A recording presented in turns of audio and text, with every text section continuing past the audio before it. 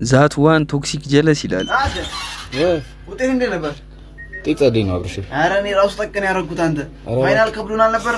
እኔ ጠቅን ያደረኩት። ኧረ እባክሽ ቢ+ አታምነኝ። ቢ+ አምጥቼ ምናምን። እናንተስ ግን እንዴት ሆናችሁ?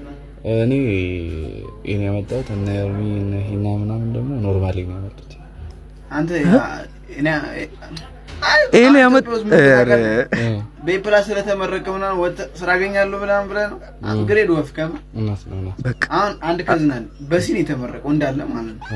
ግን ወጥቶ የ400 ደመወዝተኛ ነው። ኧረ እባክህ የምር በወር ማለት ነው። በሲ ወጥቶ ማለት ነው። እና አንድ ደግሞ ጀለስ አለኝ ሰፈር ላይ ማለት ነው። እንዳል በኤን የተመረቀ ፎር ይዞ ማለት ነው።